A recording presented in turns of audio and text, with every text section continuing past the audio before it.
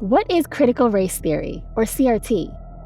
Critical race theory, or CRT, is an academic and legal framework that denotes that systemic racism is part of American society, from education and housing to employment and healthcare. Critical race theory recognizes that racism is more than the result of individual bias and prejudice.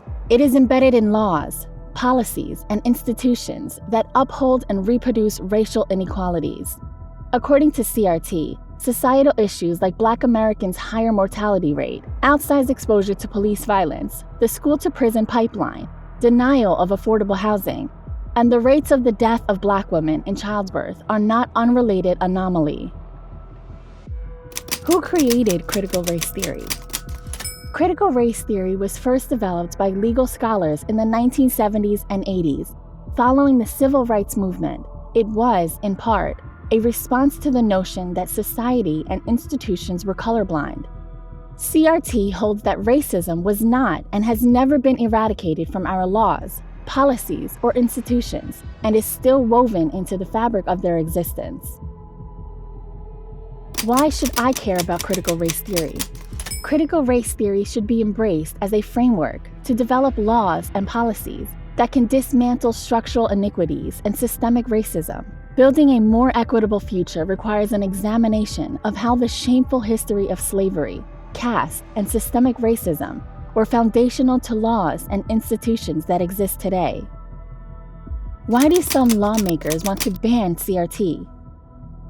The term critical race theory has been co-opted by opponents as a catch-all and rallying cry to silence any discussions about systemic racism, ban the truthful teaching of American history, and reverse progress toward racial justice.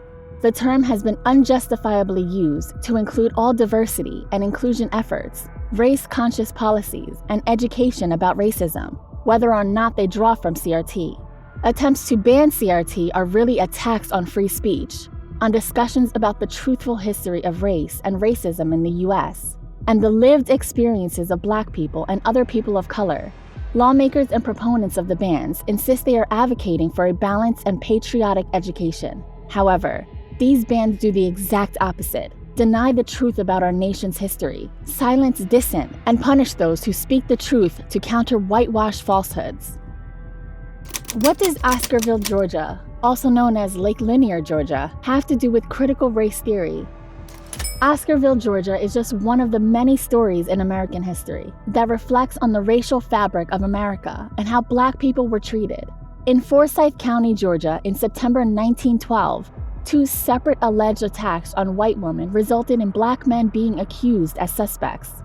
One white woman accused two Black men of breaking into her home in Big Creek community, and one of raping her.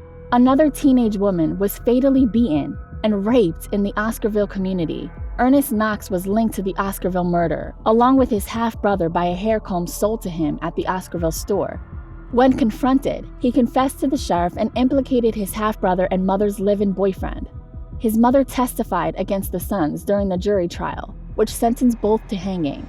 21 days later, the sentence was carried out. Rob Edwards was arrested for the second murder and rape and was being held in the small 20 by 20 foot jail in Cumming.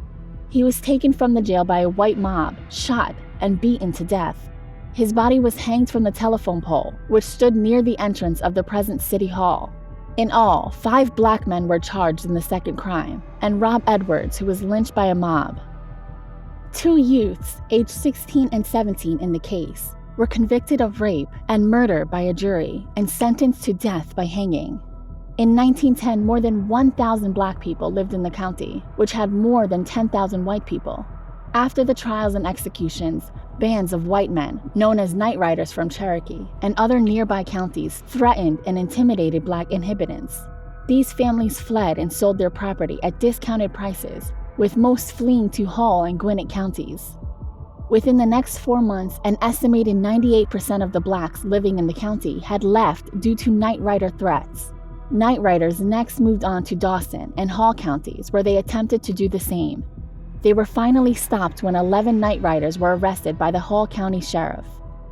Oscar Daniel, Jane Daniel, and Rob Edwards were all arrested the next day as suspects in Crow's attack, as was their neighbor Ed Collins, held as a witness. They were taken to the county jail in Cumming, where an estimated crowd of 2,000 whites had formed by the time Sheriff Reed got them to jail. Later that day, a lynch mob of an estimated several hundred to 4,000 whites attacked by the county jail. Some men gained entry and shot and killed Edwards in his cell. They dragged his body through the streets and hanged him from a telephone pole on the Cumming town square. His body was so mutilated that early newspaper accounts identified it as Ed Collins. A deputy sheriff hid the other suspects in the alleged rape cases from the mob. Sheriff Reed had left the vicinity. Charges against Trucy Daniel and Ed Collins were dismissed. She agreed to a plea bargain and testifying as a state witness against her brother and Knox. Knox and Oscar Daniel stood trial. Each of the youths was quickly convicted of rape and murder by the all-white jury. On the following day, October 4th, both teenagers were sentenced to death by hanging, scheduled for October 25th. State law prohibited public hangings. The scheduled execution was to be viewed only by the victim's family, a minister, and law officers. Gallows were built off the square in Cumming. A fence erected around the gallows was burned down the night before the execution. A crowd estimated at between 5,000 and 8,000 gathered to watch what became a public hanging of the two youths. The total county population was around 12,000 at the time. In the following months, a small group of men called Night Riders terrorized black citizens, warning them to leave in 24 hours or be killed. Those who resisted were subjected to further harassment, including shots fired into their homes or livestock killed. Some white residents tried to stop the Night Riders, but were unsuccessful. An estimated 98% of black residents of Forsyth County left. Some property owners were able to sell, likely at a loss. The renters and sharecroppers left to seek safer places. Those who had abandoned property and failed to continue paying property tax eventually lost their lands, and whites took it over. Many black properties ended up in white hands without a sale and without a legal transfer of title. Much of this land was in the village of Oscarville, Georgia. Eventually, the village is now under the waters of Lake Lanier. This anti-black campaign was widespread across Appalachian, Georgia, with Forsyth County being the third to expel its black population after Towns and Union. Wallace whites soon afterwards expelled blacks from the surrounding counties of Fannin, Gilmer, and Dawson. The story of Oscarville, Georgia is one of the many racially motivated stories, slaying, hangings, lynchings, and tragedies that happened in American history. Our question is, why are certain people in America wanting to erase true American history?